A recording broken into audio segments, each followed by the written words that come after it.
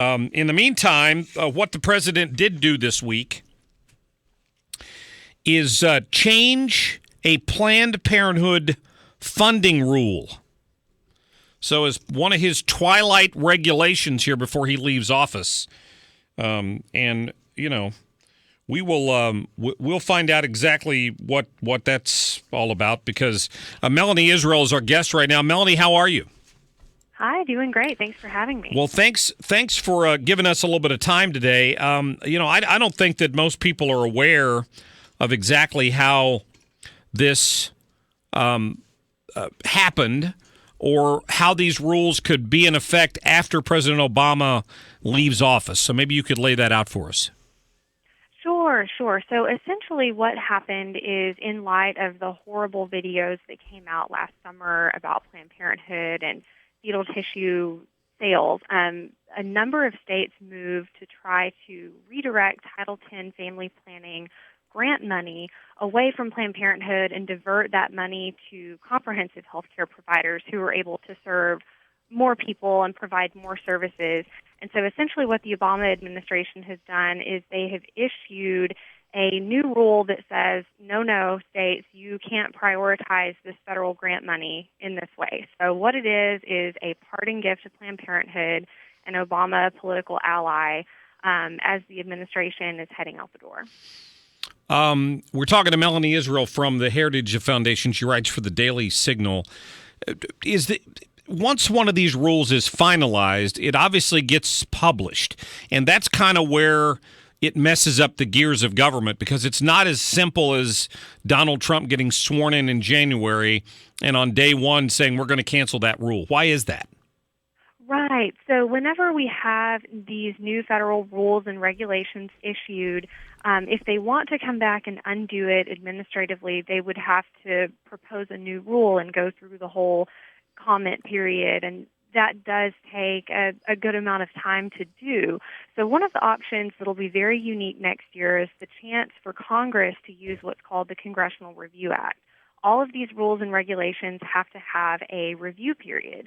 And so these rules that are being issued in the waning weeks of the Obama administration have a review period that ends in the new Congress. So Congress will actually have the opportunity to say, no, we will not sign off on these, and they'll be able to disapprove of these rules and send that to the president-elect who should sign to say, no, we're not going to allow these rules to go into effect. I said, well, we hope so. So in effect, what would happen here is these states are always happy to take federal money because they don't have to spend it themselves. But is it? I know there's laws and regulations in place that's supposed to prevent taxpayer dollars from being used to fund abortion. But Planned Parenthood always claims that they've got two pots of money and they keep one separate from the other. Isn't that generally the argument that they make? And there are rules that say, federal law that says that taxpayer money can't be spent directly on abortion except for very, very specific circumstances. But money is fungible. So any money that Planned Parenthood has freed up in this other pot of money is money that they're able to spend on abortion services. So right. It may not be directly funding, but it is still freeing up resources and time and effort that they're able to do elsewhere. So ultimately, we need to be sure that taxpayer money isn't entangled with abortion services at all. Yeah, and I don't see it mentioned in your article here, but my sneaking suspicion is this is a significant amount of money. It's not the kind of small federal grant a state may stand up and say, no, we're going to reject this because we don't want to be subject to that rule. They need these grants, correct? Sure. Title X family planning money, that is the family planning program that the federal government does. And so states also have family planning programs, but Title X is really where the bulk of those efforts happen. Yeah, that's well, hopefully you're right. The new Congress can review this thing and say no to it before it gets finalized. I know that it takes a while for these things to get in the Federal Register, but it just seems a shame. I mean, maybe the Bush administration did the same thing. Did they try to pass a bunch of rules at the last minute before Obama took office? They did.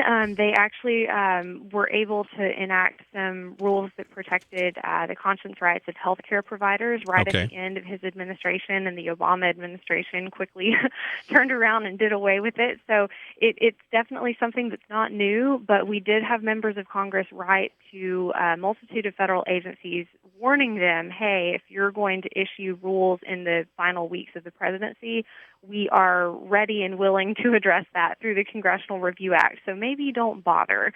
And unfortunately with HHS, they did bother. But again, it's not over, and the new Congress will be able to address this. Yeah, thank goodness. Thank you so much. Melanie Israel from the Heritage Foundation and the Daily Signal. You can read more about this article at thedailysignal.com. Listen, have a great weekend. Thanks. Have a great afternoon. All right, Melanie. Bye. Thank you.